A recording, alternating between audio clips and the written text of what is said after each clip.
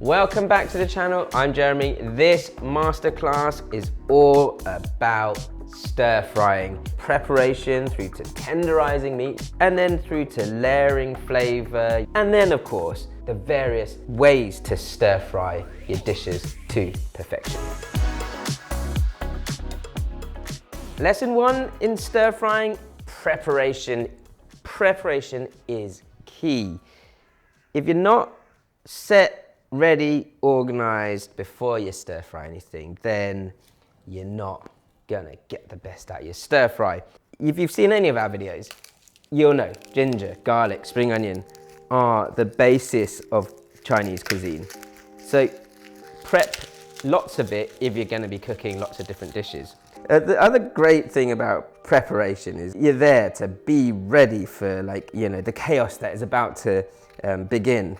And that's not the chaos in my head, the chaos of cooking. In the takeaways and restaurants, you have all the veg and everything is sliced up, prepped, washed, ready for service. And when the service comes in, that's how you get your food so quickly, you know.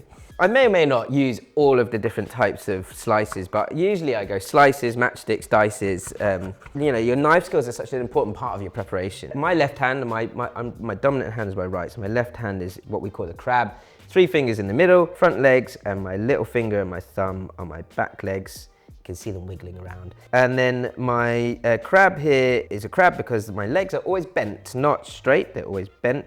And you just push your top knuckle over slightly to guide or be guided by the knife. And you can see that gently rubbing across the knuckle there. My knife hand is going to push down and forwards and always close the gap between the blade and the board. So down and forwards, down and forwards, down and forwards. And that closing of the gap will guarantee a slice through.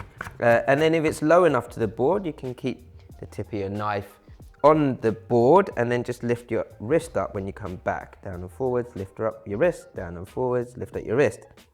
So then I get nice fine slices, you see. There's more height to a cleaver than there is, let's say, a Western 20 or 30 centimeter chef's knife. With a chef's knife, I mean, this is still a santoku, but it's, you know, it's much lower in height, and therefore my wrist bends a little. I find it a little bit more awkward, mainly because I'm used to using a cleaver. The surface area of the cleaver is also really useful because that surface area allows me to pick things up very easily or smash things when I need to with a little bit more space. I've sort of turned the slices round. Instead of piling them up into one big tower, I'm just sort of shimmying them along the board so that they don't topple over. There's a little bit more stability there, so then I can get my matchsticks, you see. And then, of course, there's finely chopped. So to get to finely chopped, you need to have your slices and matchsticks first. Once you can do the right technique slowly, you will speed up naturally. Don't try and go super fast straight away, because what's the point? Or ginger 3 ways. If you want a rough chop over the top of that, you can as well, just over the top. And what a lot of TV crews have started calling the pang smash, the beauty of a cleaver is that you can also be more rough and ready with it and smash the hell out of anything. And that will get you to a more rough chop. All right, so my different types of ginger ready for my whatever stir fry I want. If I was making like a ginger and spring onion dish where you want that ginger to be as prominent as possible, then the slices go really well with that. Or like a few slices on a bit of steamed fish, you know, that you can kind of take off easily. The matchsticks also lend themselves well to that. But they'll get more lost in the stir fry, and then the further chopped you are, the more lost it'll get. So if you wanted a real base of ginger flavour in your stir fry or anything like that, then you go for the finely chopped. Garlic, similarly to your ginger, I actually sort of these days do it one of 2 ways. I either very, very roughly bashed and chopped, or I go all the way and finely chop it up and dice it up. If you've got this sort of chunkier bits of garlic in the stir fry, they almost are part of the stir fry as another ingredient. So for that, just an extra bash and a rough chop over the top, like so, is all it really needs, in my opinion. Very easy. And it'll get a nice sort of caramelization around those roughly chopped bits of garlic. And the rest of it, you just finely chop up so that you can, again, use it for marinades or in stir fries or getting crisping up to top stir fries, however you wish. Now, another little tip with garlic is it can get quite sticky. So having a bit of water nearby is quite useful when you're preparing, because you can kind of dip your hands in the water, the knife can go into the water, and as soon as you've got that little bit of water on the knife, it's easily cleaned. Also, when you're chopping the garlic, then if you've got that little bit of extra water on your knife, it cleans off incredibly easily with one finger away from the blade, Finely chopped garlic, nice and easy. Still in the base prep section, of this lesson, and that is, spring onion. Spring onion is fantastic because, these are like giant spring onions from the Chinese supermarket. There's so much flavor in them, and because of the different sort of parts of the spring onion, you get different textures as well. Like these big ones, you can see I've got these bulbs, pretty much like onion bulbs at the bottom. The white ends are good for like alternatives to just a bit of onion flavor and texture, so you can just chop them as you wish. The rest of the spring onion is fantastic for sort of building on your knife skills, because I say this a lot in classes, is if I walked away and had a cup of tea and didn't look at what you were doing, I would know whether you sliced it right or not. And that down and forwards movement is really, really important, because when you push down and forwards and glide through, you will glide, guarantee is slice through the spring onion. With the greens, you can do rings, of course, good for garnish. With the rest of the green, if you want them kind of matchsticked and curled up a little, then you get good lengths like this, and just squish them down to flatten somewhat before you then go into them with your down and forwards slicing movement. You sit these in cold water and they will, over time, curl up slightly, which makes them really lovely for sort of garnishing your top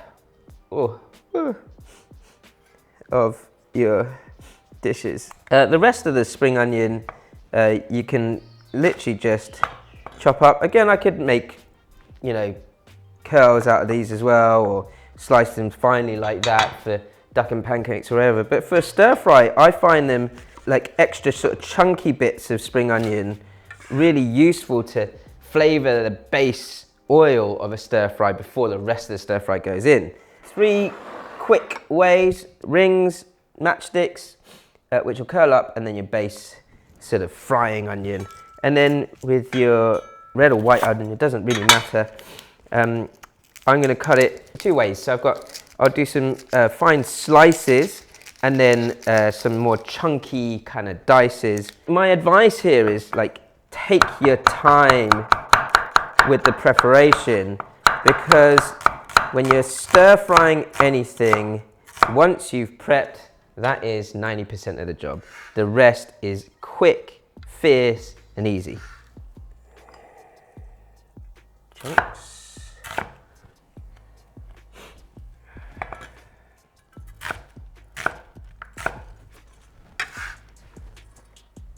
Other forms of preparation in a Chinese kitchen. I will deal with these vegetables in a second, but I need to soak my noodles first, because I think it's really important to show you this sort of timing aspects of things. In fact, you know, I could have soaked these noodles first and then done the prep, but I think it's important to have gone through the real core base prep before anything else. I've got 3 different types of noodles here to show you.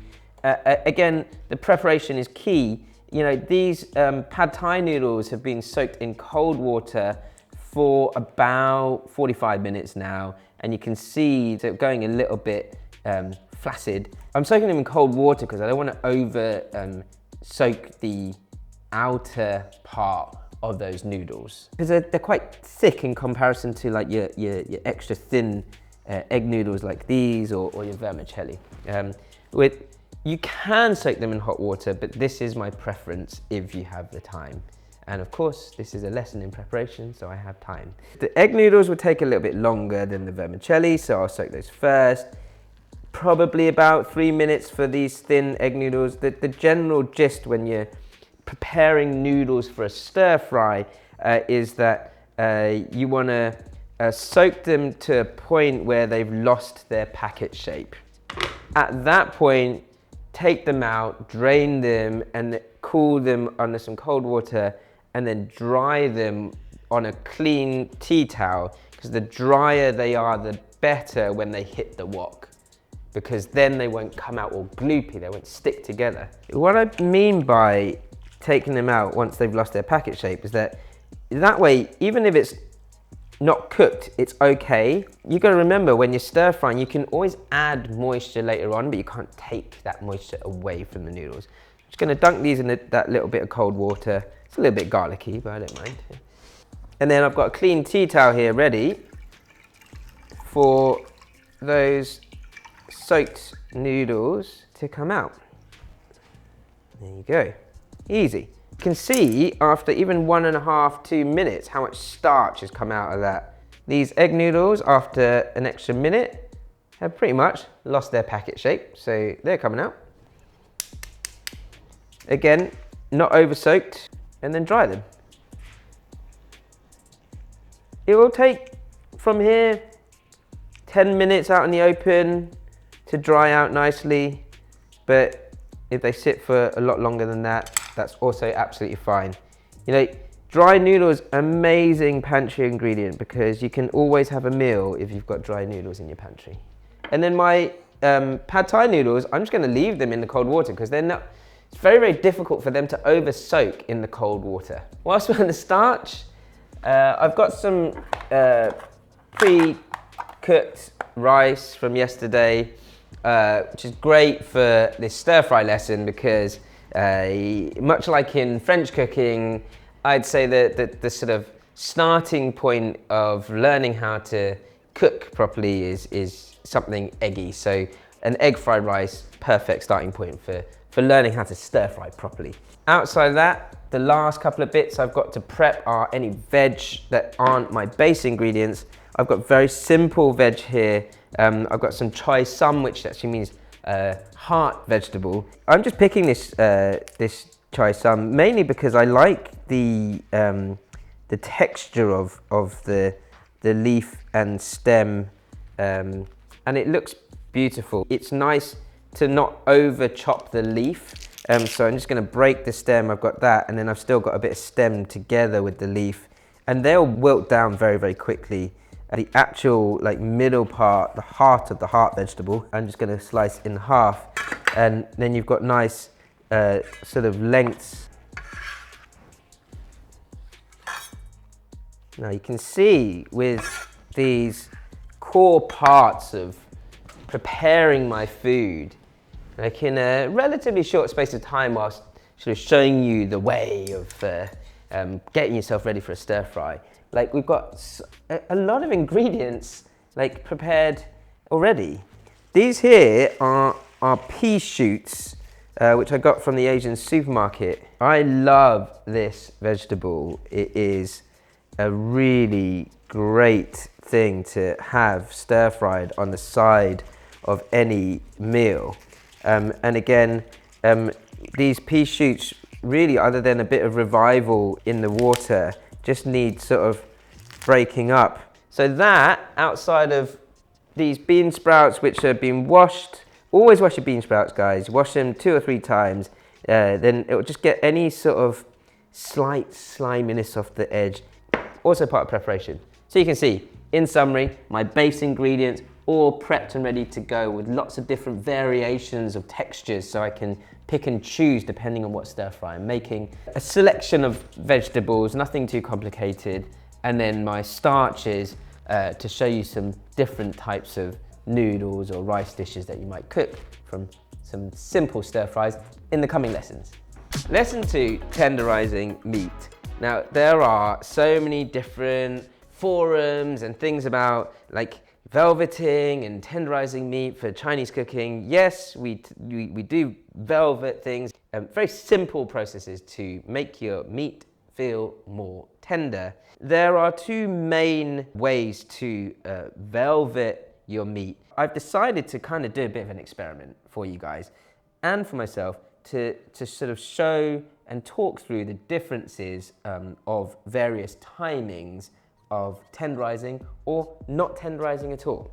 With the tenderized meat, I'm going to use just chicken breast. With experiments, you need a bit of control, right? So with chicken breast is definitely the tougher part of a chicken meat. So the breast, for sure, I would say, like, can benefit from a bit of tenderizing, a bit of velveting here or there.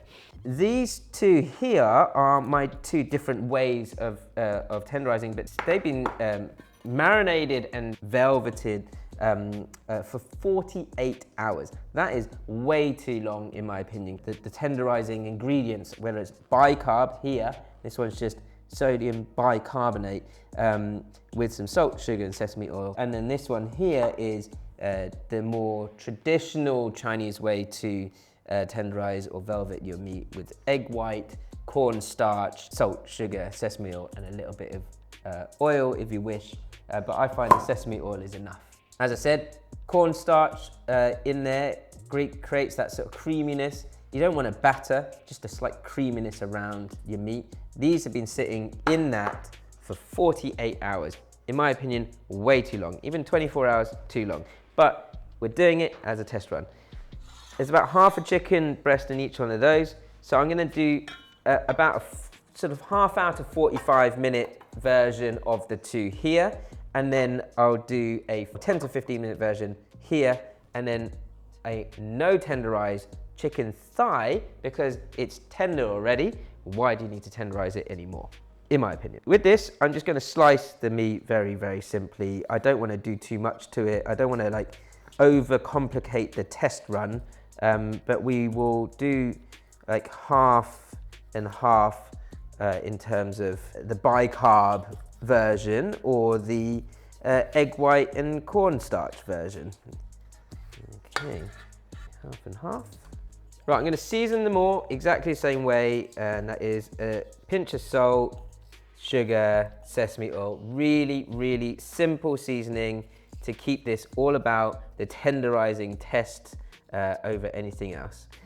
And then with the various versions of meat, we'll start this one off here with the bicarb on one and cornstarch and egg white in the other.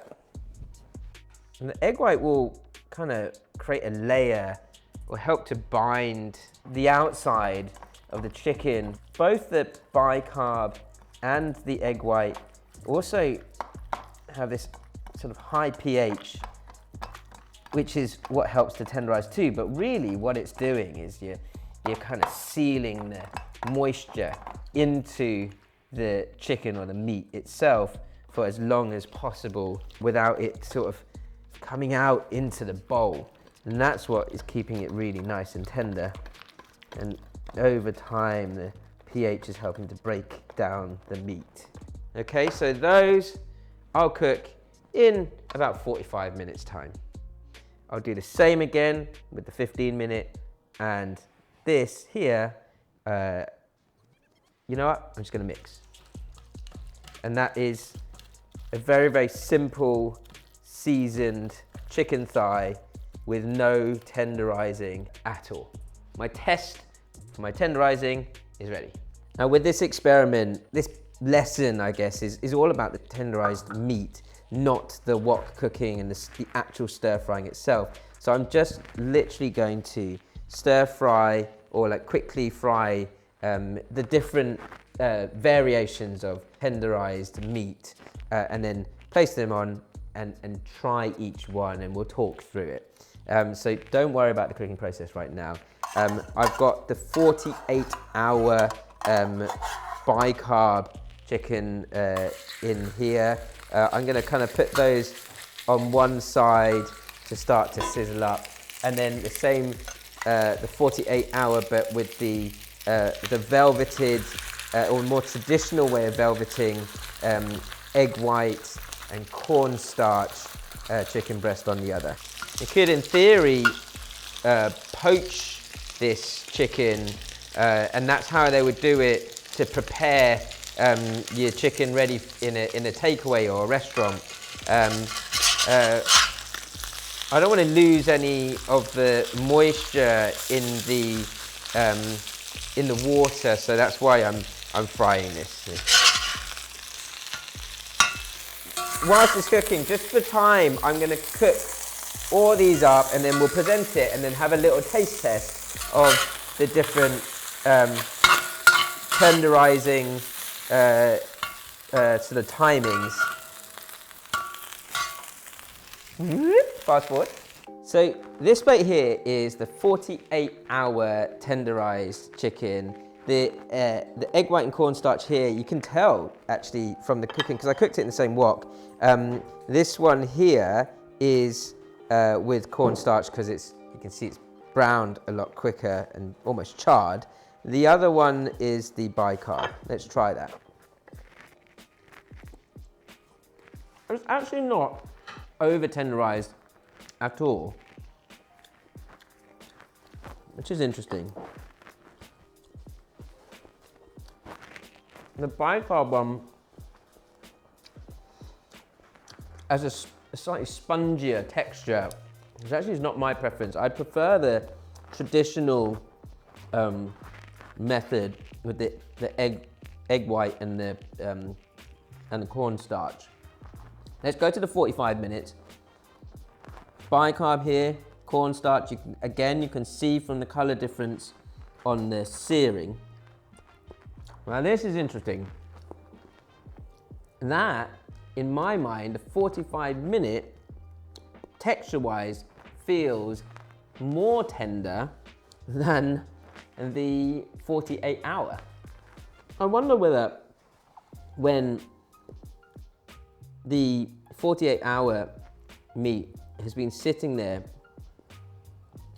in the fridge with the moisture, has too much time to start to come out, because the velveting process, as I said, the first part of it is to seal the moisture inside the meat as opposed to allow it to come out. If you allow it too much time, the moisture will want to come out eventually. I think that's the reason why. This is the quick one, 15 minutes, which definitely is less tender than the 45 minute.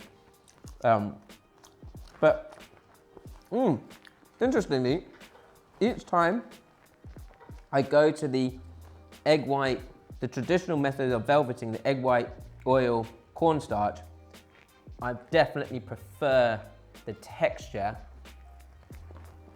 The moisture that has kept in over just 15 minutes of tenderizing ingredients is bang on. That, out of all three so far, are my favorites. Here's my chicken thigh, no tenderizing at all, no velveting. Which is just as tender as the 15-minute or the 45-minute velveting. And that's why I use chicken thigh as my go-to for my home cooking and all of my recipes for stir fries, because you know that the moisture in that chicken thigh and that extra little bit of fat is already giving that natural tender texture anyway to the meat. Don't know if you guys learned anything from that, but I have. My go-to, I think, if I'm gonna tenderize at all, is no more than 15 minutes. It keeps its I don't know, the natural like sort of plumpness of the chicken or the meat there intact, so there's still a bite, but it is very tender.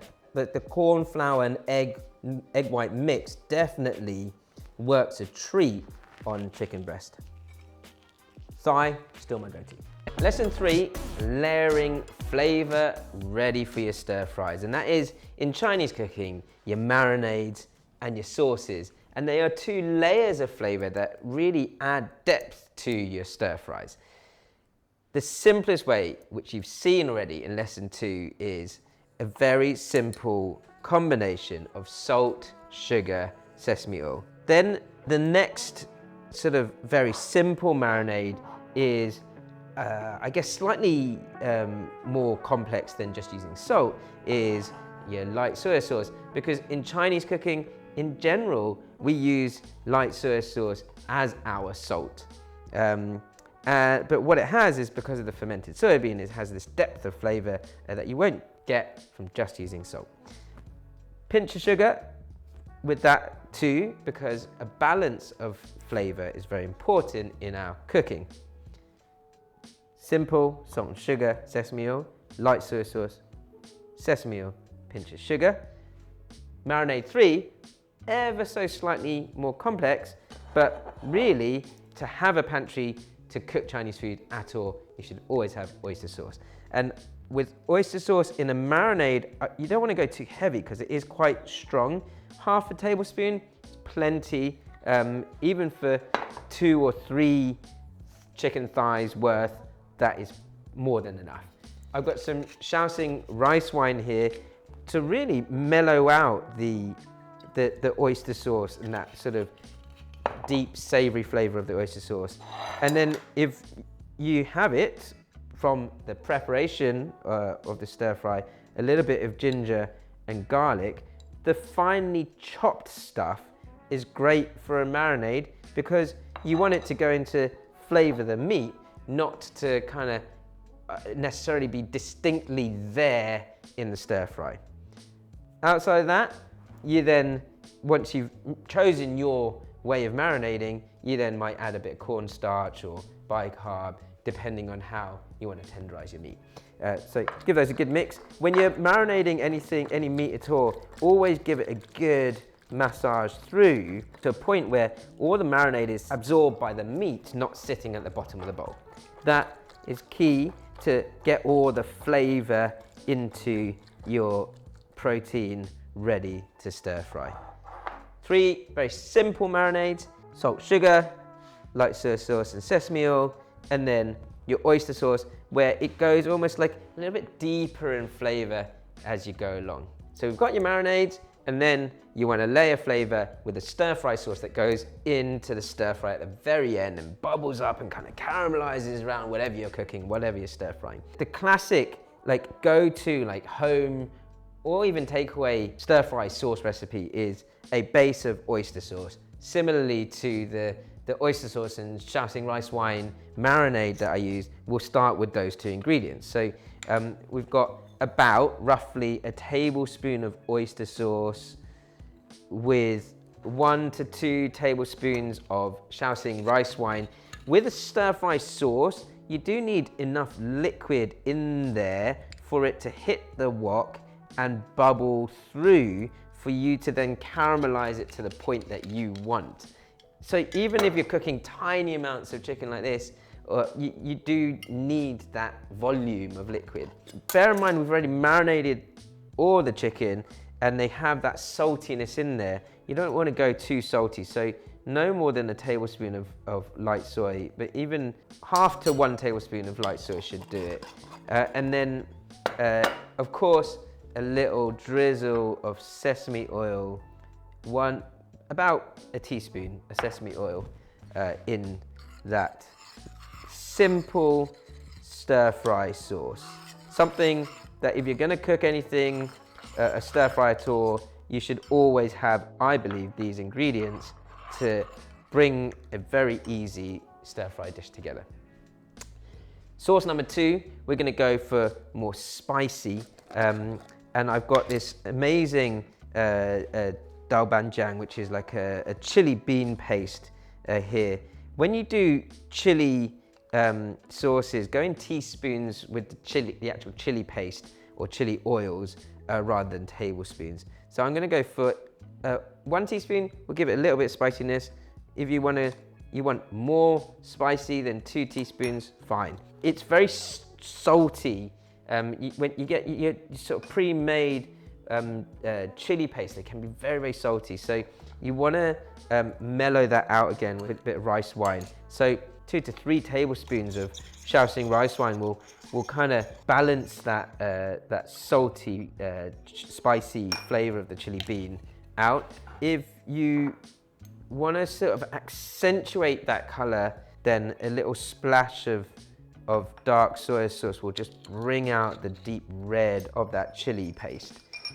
If you want a really well-rounded chili sauce, then this is an interesting addition. About a teaspoon of rice vinegar or any sort of vinegar will bring out the spiciness, add a slight tartness to it, but it won't taste vinegary.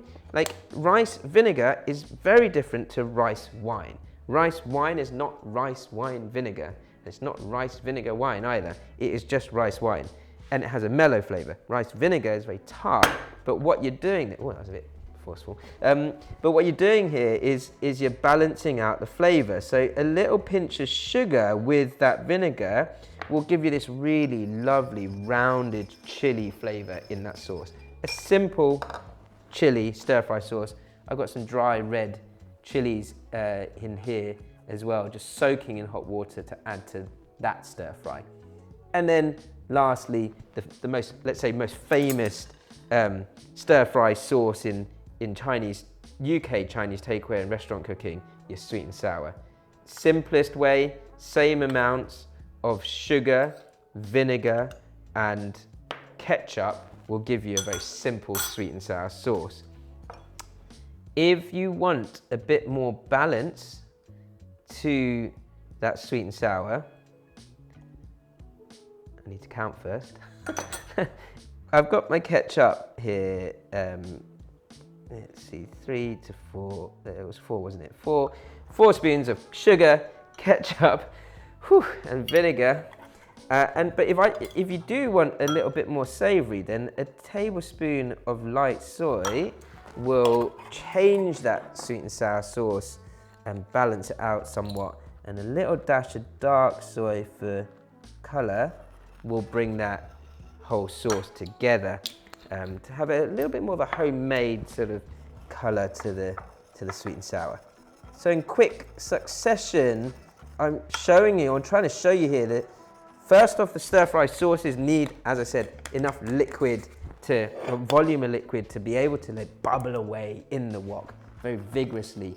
And secondly, the real key or breadth of Chinese cooking is to be able to touch every part of your palate so you can get that balance of flavor, texture, and color. But when it comes to flavor, you can see very simply through these 3 distinct sauces, you're going savory and salty, spicy, sweet and sour. That, to me, is the epitome of Chinese cooking. We are on lesson 4 of stir frying, and that is how to maneuver your heat around the wok. Maneuvering your heat, or understanding your heat, or the height of your fire, or wok's breath, wok hei, is really important. It's something that I talk about a lot in all our different recipe videos. But here we're going to try and break down the different types of woks you can use, the different types of heats you might get from induction through to gas, helping to build your confidence around maneuvering that heat in quite quick succession. I talk a lot about like high heat and getting your wok to a high temperature and then knowing how to cool your wok down. But we're not trying to cool your wok down to a point where you've lost all the heat. What you're trying to do is just control that heat and maneuver that smokiness around your ingredients. You can get wok hei from non-fire hobs like induction, ceramic, halogen, electric hobs. It is slightly different, however, because the heat you get from something like this on an induction hob is much more direct. So, there's a point here, essentially a circular coil creating that magnetic force field. And so if you imagine that coil goes to, sort of 25 centimeters in diameter, then the heat that comes off that coil will sort of go straight up into the flat bottom wok or pan. Similar to this cast iron, but with thick cast iron wok or pan, the heat retains very well and for much longer in this type of pan. Also, these traditional cast iron woks are very heavy. They're hard to obviously flick. You wouldn't want to be flicking a heavy wok around like that. With the traditional carbon steel round bottom wok, that's where you're going to get a really balanced circulation of heat around that wok. But that is not to say that a flat bottom wok cannot create a similar sort of circulation. The circulation will come in different ways, whether with all the cooling methods I talk about, you're stirring with your ladle, you're folding. So stirring, I would say, is like a horizontal circulation of heat. Folding is more vertical, and it's the more manual version, let's say, of a flick or a toss or a wok toss. Long push forward, quick flick back, kind of like flicking a pancake. That movement of flipping or tossing is just circulating that heat vertically. And then what you might see us doing a lot, whether it's myself or the rest of the School of chefs, that tummy and the head, the round and round, back and forwards, is circulating the heat both ways at the same time, horizontally and vertically. It takes some getting used to, like any sort of learning process. There's ways and means. I've got a tea towel here, slightly dirty one, that's okay. In wok restaurants or old school wok training, if you get a tea towel, tie it up into a knot and pop it into your wok, then when you're practicing your flick, you want it to be able to flip over, and you can see the tea towel like twisting as it goes. You want to be able to get that twist and flip it right over, and that's when you know that you've got your wok toss right.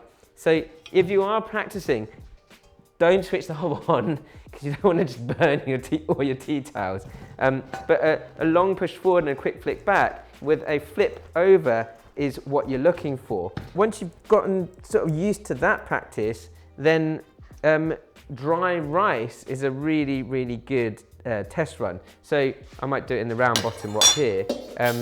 There's a Japanese film called Flavour of Happiness, where there's a Japanese accountant. She's sort of helping this Chinese chef out in his kitchen. There's this moment where he brings out the dry rice, because she doesn't know what she's doing in the kitchen.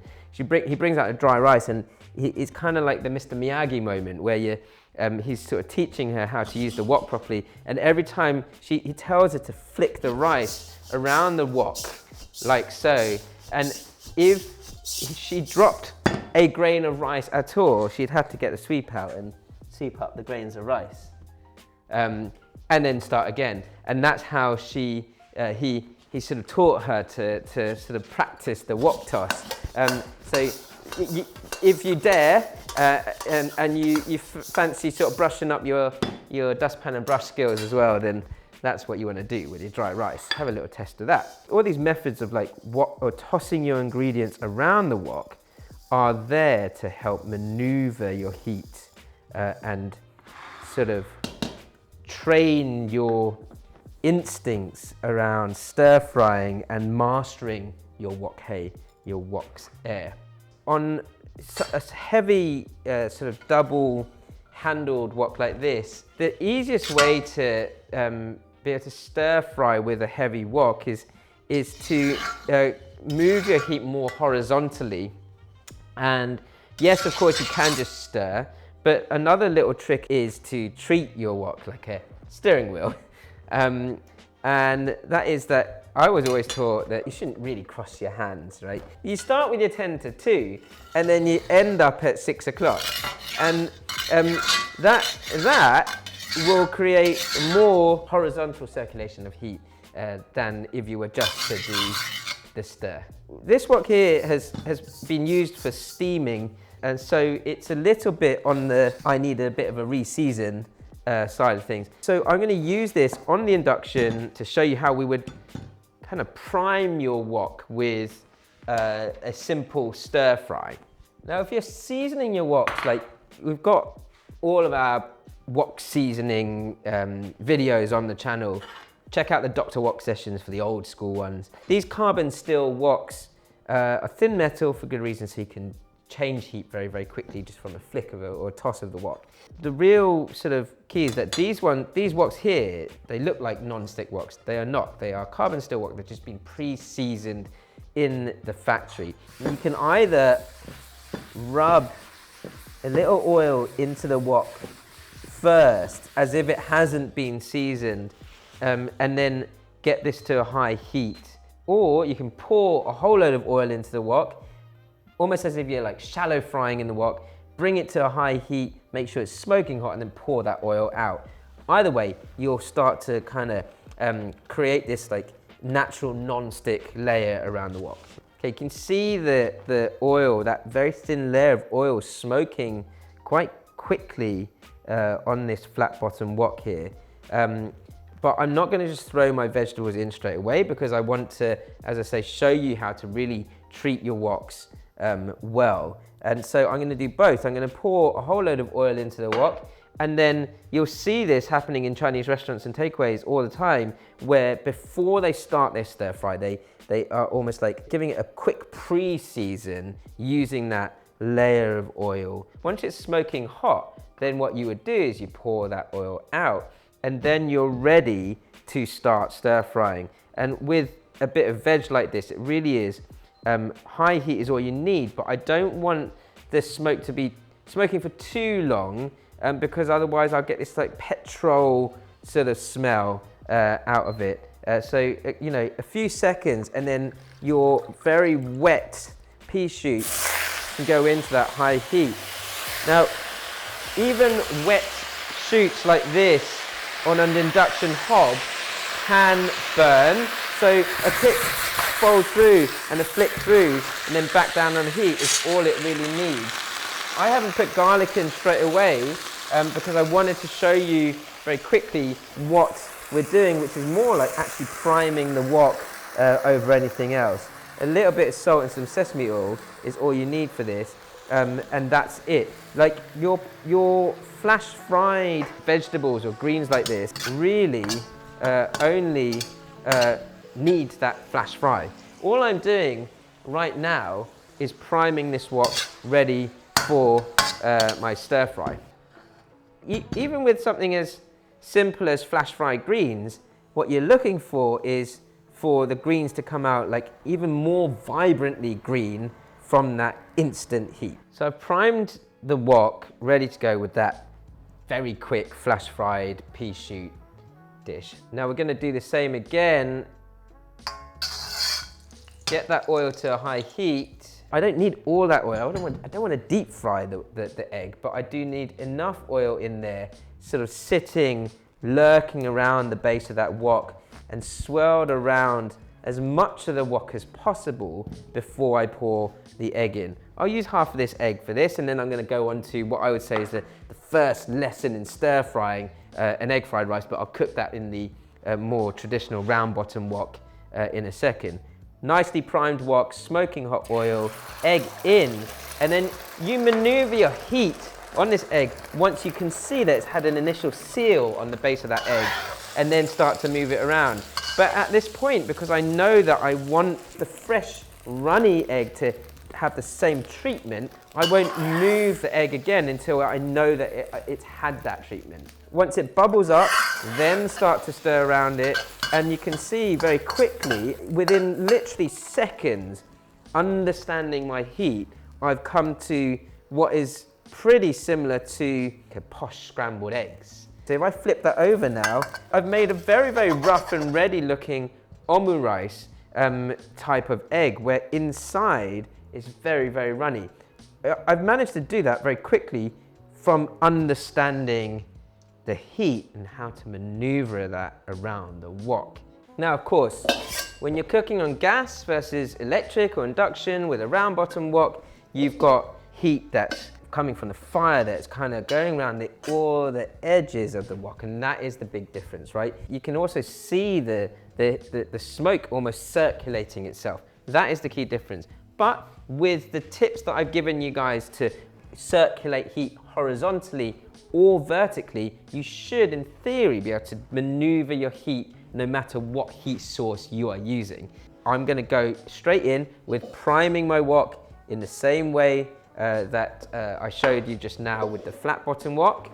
Prime that wok, make sure it's smoking hot before I pour any of that oil out, and get ready for the rest of your stir fry in exactly the same way as with the induction and flat bottom wok. The rest of this egg is going to go into that smoking hot oil now, but as you remember, let it bubble up first, push to the side, let it bubble up again, and then push to the side, give it a little swirl around, let it bubble up once more. Once it's like half cooked, that's when the rice goes in. And this first lesson in stir frying, you know, there's a reason why we have this. Now I can see a lot of dry smoke around the wok. I feel like I need to get underneath that to like avoid any burning on that egg. I've got a slight char, that's okay, right? So press into the rice and fold over. On this gas hob, it's a very, very strong hob. So it's gonna happen pretty quickly. But even at this point, when I'm trying to separate out the rice grains, I'm not gonna be tossing and flicking things around too much, because I don't want to lose any heat at this point. I want the heat to help separate out those grains of rice. That is why an egg fried rice is the start to your stir frying lessons, you know. Only after, once you've had that initial real high heat feel, and you're starting to see those separate rice grains, do you then start to toss it around. Long push forward, quick flick back, long push forward, quick flick back. But as soon as you see a lot of that smoke in the wok come out of the wok, that's when you want to get it back on the heat, so that you can bring it back to heat and then maneuver it once again after that. Tummy in the head gives me that vertical circulation of heat at the same time as a horizontal circulation of heat. And you can see my rice grains separating out really nicely through this stir fry. High heat before any liquid goes into this, because I don't want the fried rice to be wet. So it still needs to be a dry dish. Soy sauce, you know, not too much, just to season whilst it's on a really high heat. And then tummy in head and a couple of flicks to get that flavour around all the grains of rice. But don't lose your sizzle, don't lose that heat. Make sure you're manoeuvring it properly at the right time and feeling, hearing, smelling your stir fry. The last thing is a little bit of sesame oil. We're keeping this very simple here to sort of stay true to the lesson at hand, which is how to maneuver your heat around the wok. Now you can hear the rice wanting to kind of crackle. That says to me that it's nice and dry on the bottom of that round bottom wok. And so my stir fried rice is really that quick and ready to serve. So in very, very sort of simple terms, the way to sort of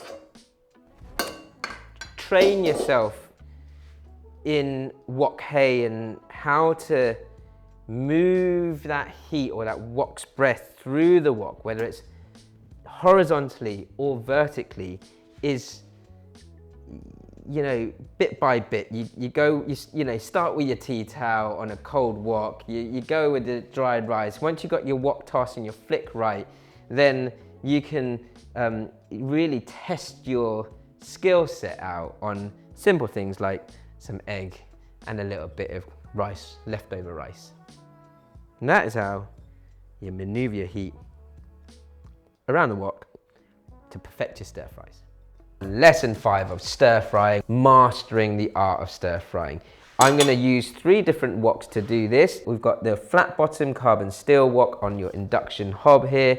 Then I've got a cast iron wok also on the induction, and I've got my round bottom wok on the gas stove. And I'll show you the 3 different types of noodles that I've soaked in the preparation lesson 1. So I've got my egg noodles, which I'll do a quick chow mein for, vermicelli, which I'll use the spicy doubanjiang sauce, and I'll cook that in this cast iron wok. And then I've got my pad thai noodles still soaking in cold water from lesson 1, which I'm going to piece together with a more classic Chinese sweet and sour sauce. The ingredients don't really matter. You've seen, or you can go back to how we prepared all these ingredients in the other lessons. First off though is getting your wok to a high temperature so that the oil is nice and smoking hot. So if you've seen lesson 4, you would have seen that you want to prime your wok with a good amount of oil to get it to a smoking point. I'm going to pour that back out, and this is the traditional method of stir frying and getting your wok to its optimum temperature and the oil to the right place so that nothing sticks in the bottom of that wok. Once your wok starts to smoke, you just want to swirl that oil around and then make sure that that oil comes to a smoking point itself before you then pour that oil out.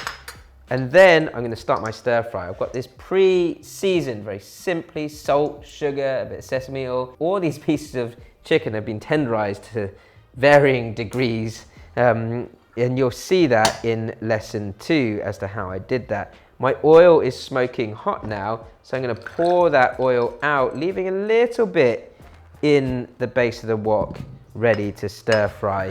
And now we're going to start with a little bit of spring onion. Why not? I'm just kind of mix and matching ingredients here, but I'll keep this stir fried chow mein, let's say, very, very simple, with some greens, a few bean sprouts. And at this point, I'm not really worrying about the wok loading up smoke and heat, because I know that I can maneuver it absolutely when I need to before it goes back down on the heat. Again, lesson 4, maneuvering your heat. You don't want to overload your wok with noodles. There's not much there anyway, so I'm going to put my noodles in, and this chicken is already cooked. It's already been stir fried, so a small amount of chicken in there before you then start to tummy in the head. Another way to maneuver your heat round, and then give it a quick flick. Now, when you are starting to load your wok up with a lot of ingredients, where it's kind of more than half full, that's when your wok will want to, it will lose heat. It will want to cool down very, very quickly. So my advice at this point is don't toss the wok too much, you know, you want it to build up more heat, and you want the ingredients to jump out of the wok, otherwise they will stick to the bottom. I haven't used a lot of oil in the wok. I poured most of it out. Before you pour the sauce in, and this sauce is done in the layering flavour section or lesson. This is just some oyster sauce, rice wine, a little bit light soy sauce, and some sesame oil. Your wok needs to be smoking hot, almost about to burn the food before the sauce goes in. Why? Because you want that sauce to kind of punch into the noodles. And then, once it's vigorously boiling underneath, then go for the fold or the tummy in the head.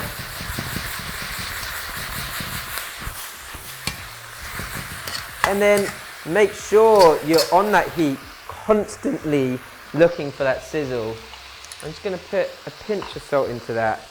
I'm going to use a little bit of dark soy to colour those noodles. And you'll see when I then do the next tummy in the head that it will really like spread, that colour will spread through the noodles. High heat all the way. Just make sure you fold that through like so.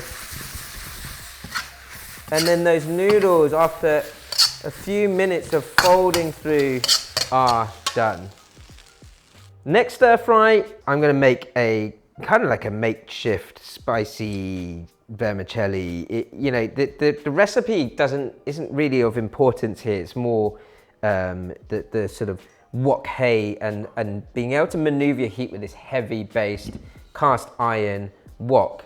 Now you'll notice I'm cooking this on induction. The wok has a flat base, but inside on these cast iron woks, which you can buy on the School of Wok website, they're round inside, so you can circulate heat however you wish in the more traditional way. I'm going up to a sort of medium to high heat to start, and we'll bring that wok up to temperature. Meanwhile, I will quickly set up a wok clock of ingredients, so to keep myself really nice and prepared all the way through. Again, I'm using my sort of buffet of ingredients here. So I've got some spring onion, white parts, because I've got it. I'm going to use some of this ginger and garlic. I've got the matchsticks of ginger here and the very roughly chopped garlic, because those spices will go really well with this chili bean mix here. This chili bean sauce, rice wine, a little bit of light soy, some sugar, and a tiny amount of rice vinegar for a nice balanced spicy flavor. So if you want, of course, you can put some protein in there as well. So I've got some of this pre-fried, pre-tenderized chicken. Because that's pre-fried, that can go pretty much last. I've got some choy sum here, the heart vegetable that's been nicely prepped. You don't need a lot for a stir fry, especially with the noodles in there, and some bean sprouts to go with that. You can see then my wok clock is very easily set up. I'm using this wok clock in this, not just for teaching you guys and showing you guys, but with a heavy based wok like this, it will collect and retain a lot of heat for a long period of time, okay?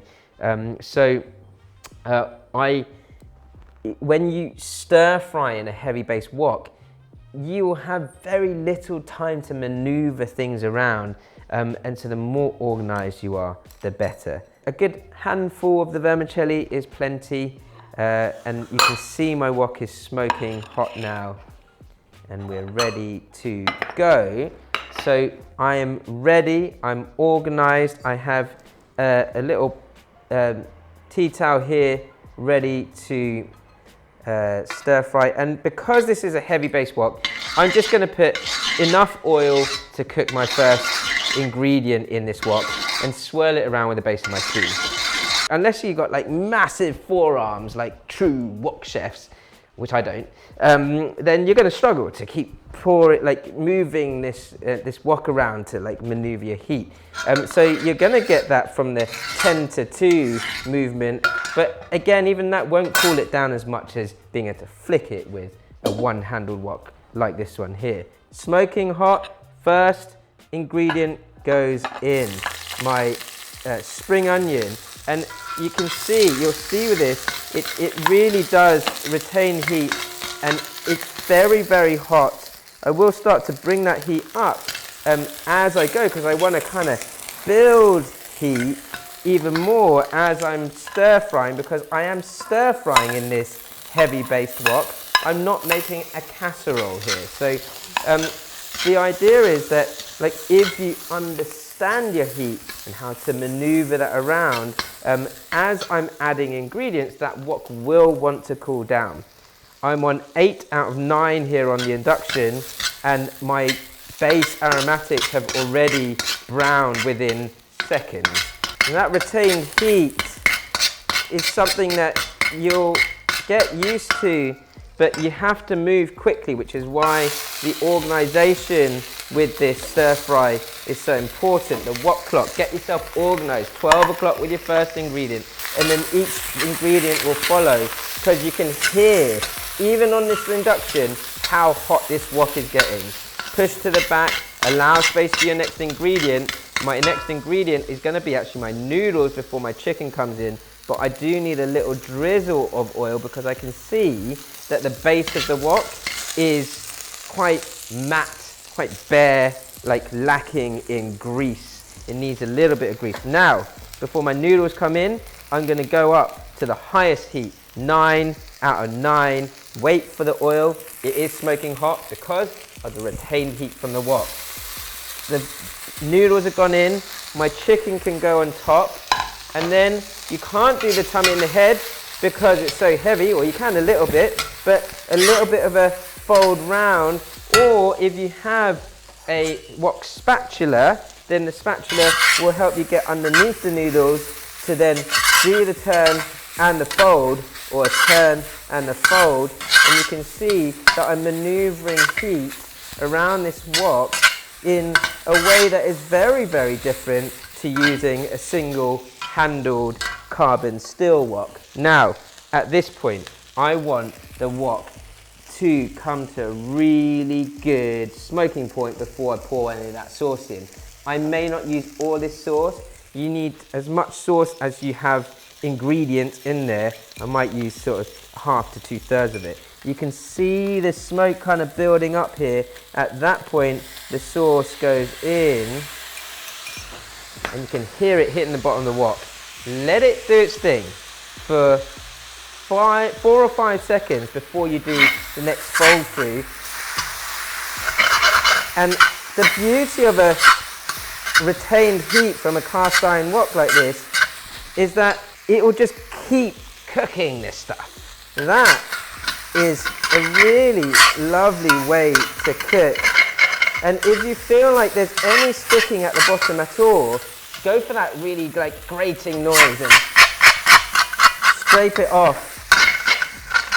But also what you can do is take a little bit of liquid or water just to splash into that and get all the flavour off the bottom of that wok and into the noodles. That there is a lesson in mastering the art of stir frying, no matter what equipment you're using. With your last stir fry, I'm on the round bottom carbon steel thin metal wok and on a gas hob. So you're getting that enveloping heat that you'll know if you've used gas before. And if you go back to lesson 4, the maneuvering heat, I kind of show you with a very simple, what should be always your first ever stir fry and egg fried rice on this. Now, I've got here my pad thai noodles, my rice noodles that are they're flat but thicker than your egg noodles or your vermicellis. They've just been soaked in cold water in the preparation lesson 1 section of this course. I've got a rough wok clock of ingredients. So I've got some, I'm going to use some red onion here and the rest of my spring onion. The sliced red onion is good. And then I will use a little bit of garlic and finely chopped garlic and ginger, mainly because I've got some already in the chicken here. This chicken has been pre-marinated in some ginger, garlic, shouting rice wine, and some oyster sauce. You can see in layering Flavour lesson 3, or like very simple marinades that you can do to get added flavour into your stir fries.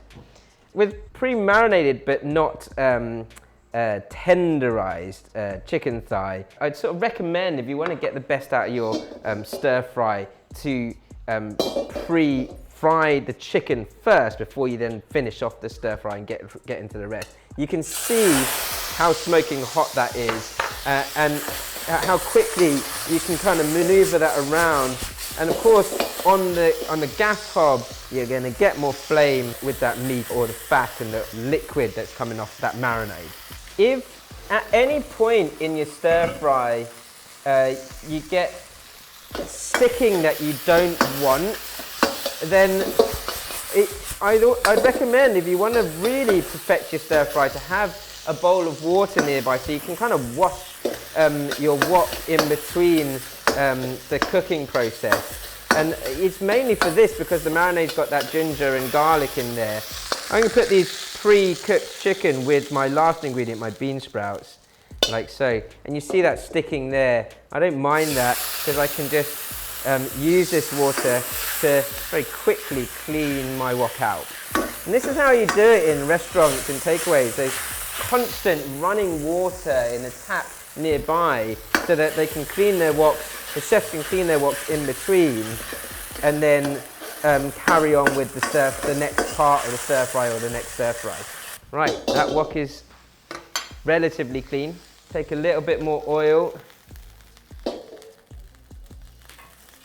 swirl that around the wok, and now, as you'll see in a lot of our recipes, when we take this through, especially on a high heat, when you're like learning how to get the best out of your stir fries, there's 4 ways of cooling your wok down: stirring, pushing and folding, number 2, a wok toss, which is a long push word and a quick flick back, and then number 4, a tummy and a head, round and round with a spoon, back and forwards with your wok. We'll see those actions as I go. Base flavors, onion and spring onion going in first. With heat like this, they literally will take 10 seconds to kind of flavor the oil, and then your veg can go in. So I've got some choy sum there. Give it a quick flick through, and that will wilt down very, very quickly. So my pad thai noodles, which are still quite rigid, they will start to take in the sauce and the liquid very quickly, and that's what we'll do. So we'll stir fry the noodles by a tummy and a head there, flick that around, and then as the sauce comes in, they will start to soften. Chicken, bean sprouts in with a little bit of water from the sprouts, and that water instantly is starting to cook the pad thai noodles through. I'm going to add a little bit more garlic and ginger to this. Follow that stir fry round, and you can see the constant movement, whether it's vertically, maneuvering that heat vertically through the wok toss, or stirring horizontally, maneuvering that heat. And I'm going to take about half this sweet and sour sauce and drizzle that in over the noodles as it's on this really high heat. Much like the other stir fries, allowing the sauce to hit the bottom of the wok before I start to maneuver that heat again. Back down on the heat. Now the sauce is in there, it's going to start to bubble up and want to caramelize around the noodles.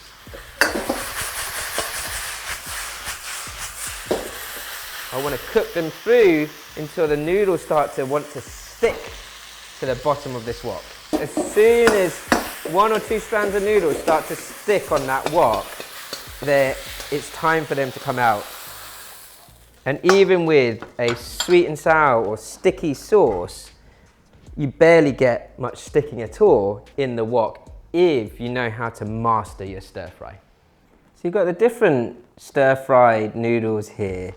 And you know, the whole point of this course was to sort of take you through the various sort of steps of how to perfect your stir fries. I actually think like dealing with noodles in a home environment, you know, it can be complicated, but at the same time, if you follow those techniques, you know, you'll be able to get brilliant noodle dishes out very easily. What I love about when you do get those techniques right is that not only can you get the flavors right from following the recipes, but with the techniques and that combined effort, between the flavor, the ingredients, and mastering these techniques will give you a brilliant start to your stir frying journey. Stir fry masterclass, happy with that. Don't forget to like, comment, subscribe, ding. Watch more, learn more, tell us what you want to learn next. Yeah, good, happy with that. Yeah, great.